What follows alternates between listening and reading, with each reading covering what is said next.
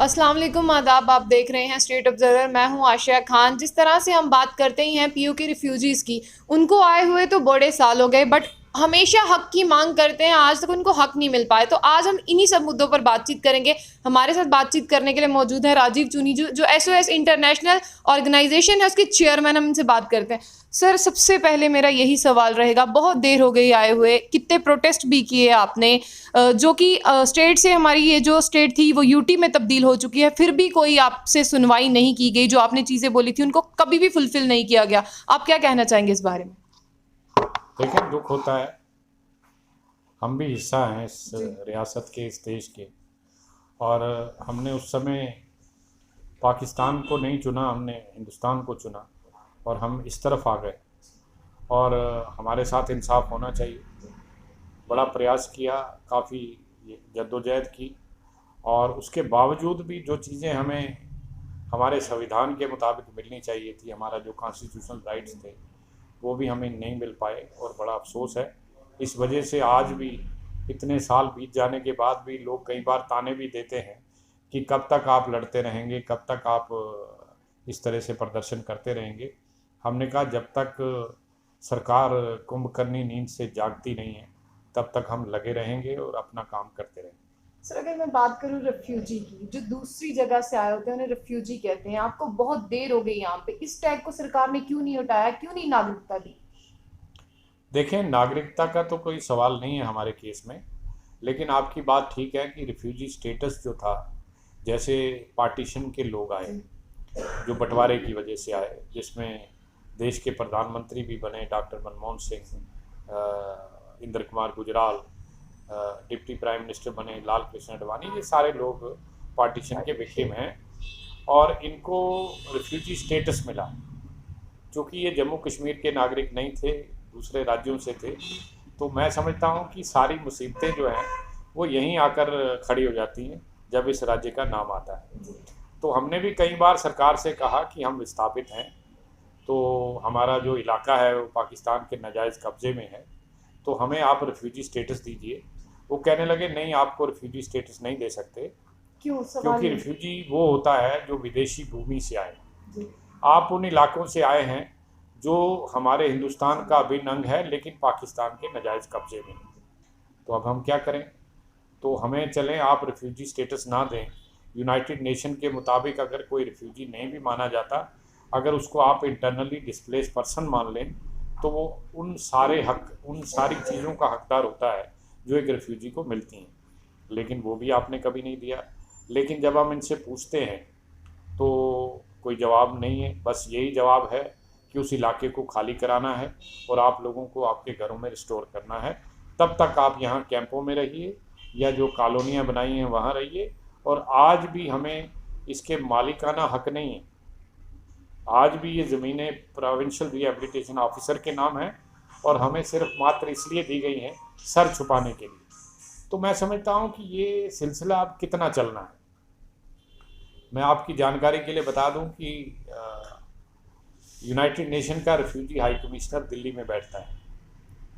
हम उनसे मिलने चले गए, लेकिन उन्होंने इनकार कर दिया हमसे मिलने के लिए। हमने कहा नहीं, हम मिल के जाएंगे, ये जान के जाएंगे कि आप हमसे क्यों नहीं मिलना चाहते अगर आप हिंदुस्तान में बैठे हैं तो। वो कहने लगे हमें 3 शर्तों पर भारत की सरकार ने बिठाया था। आप आंख नहीं खोलेंगे, मुंह नहीं खोलेंगे, कान नहीं खोलेंगे। मैंने कहा जी ऐसा क्यों?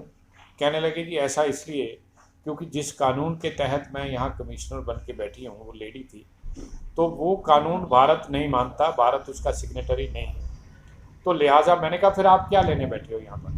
कहने लगे हम म्यांमार के, पाकिस्तान के, बांग्लादेश के, चाइना के जो भी लोग यहाँ असाइलम लिए बैठे हैं पॉलिटिकल, उनकी हिफाजत के लिए बैठे हैं, उनकी देख रेख के लिए बैठे हैं। मैंने कहा ये तो बड़ा अजीब सिलसिला है कि विदेशी लोगों की हिफाजत तो हिंदुस्तान में बैठकर हो रही है, लेकिन यहाँ के अपने नागरिक जो हैं उनकी कोई सुध ले रहा है या नहीं ले रहा, उनकी तरफ कोई देख नहीं रहा। ये बड़ी त्रासदी है। तो आज भी आप देख लो कि हमारा कोई स्टेटस नहीं है।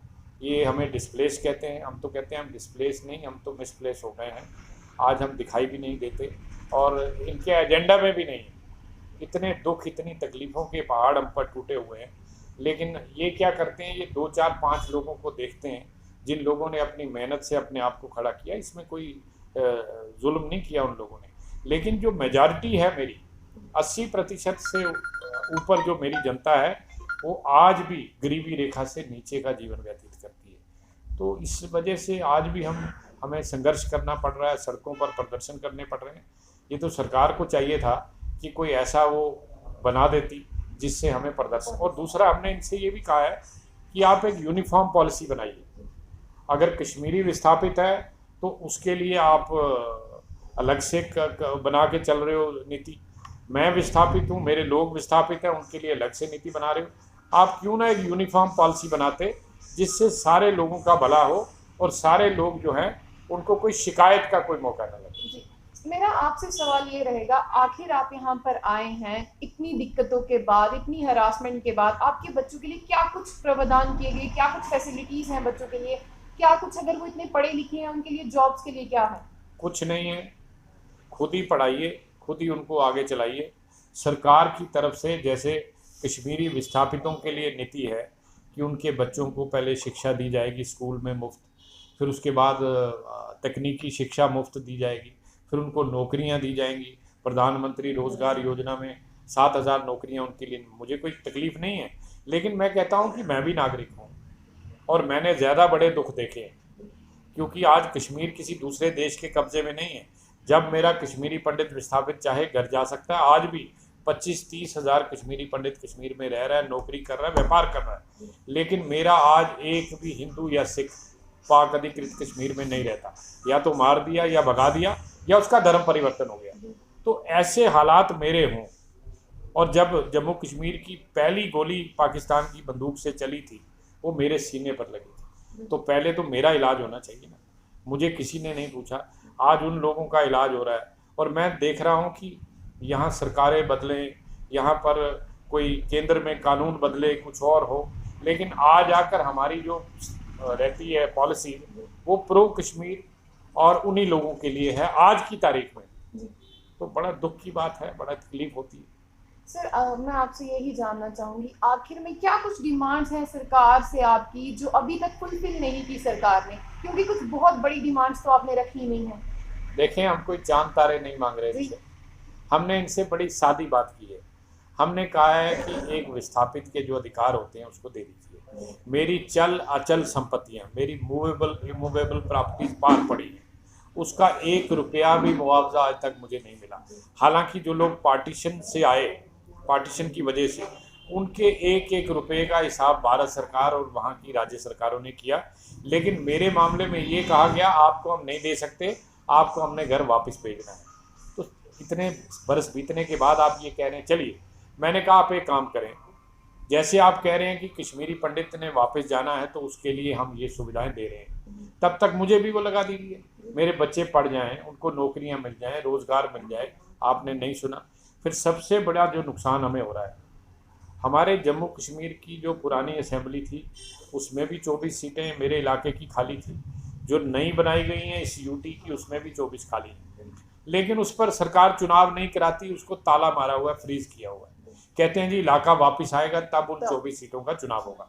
मैं इनसे कहता हूं कि 1/3 लोग, हम 13 लाख लोग यहाँ बैठे हैं, आप एक काम करिए, 24 सीटें ना दीजिए, 1/3 सीटें, 8 सीटों पर चुनाव कराइए। 8 विधायक मेरे असेंबली में बैठेंगे, वो मेरे बिरादरी की बात करेंगे, उनके लिए लड़ेंगे, उनके लिए सरकार तक अपनी बात पहुंचाएंगे। आज वजह क्या है, मेरे और सरकार के बीच में कोई ब्रिज नहीं है, कोई ब्रिज नहीं। इतना बड़ा गैप है कि वहां तक बात पहुंचाना बड़ी कठिन बात है, और वो तभी पहुंच पाएगी जब हमारे बीच में कोई पुल बनेगा, कोई ब्रिज बनेगा।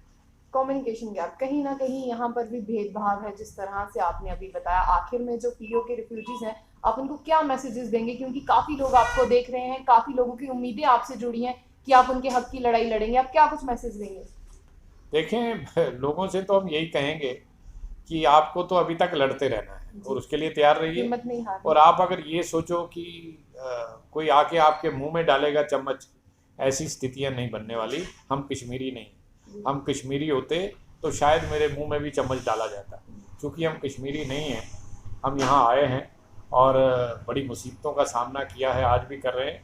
लेकिन मैं लोगों से कहूँगा कि कि अधिकार पाने के लिए संघर्ष अगर करना पड़ता है तो करते रहना चाहिए। और हम तो 30 साल से कर रहे हैं और लोग भी हमारे साथ खड़े हैं, और लोगों को यही संदेश है आपके इसके माध्यम से कि सरकार की तरफ से कोई पॉजिटिव सिग्नल्स नहीं मिल रहे कि वो सरकार अपने आप कुछ कर रही है, ऐसा कुछ दिखाई नहीं दे रहा। तो उनको मजबूर करने के लिए अगर आगे भी सड़कों पर उतरना पड़ेगा तो हम उतरेंगे। बहुत बहुत शुक्रिया राजीव जी। जिस तरह से आपने देखा कि 30 सालों से लगातार संघर्ष कर रहे हैं, 13 लाख से ज़्यादा जनसंख्या है, अपने आप को डिस्प्लेस नहीं मानते हैं, मिसप्लेस ही मानते हैं।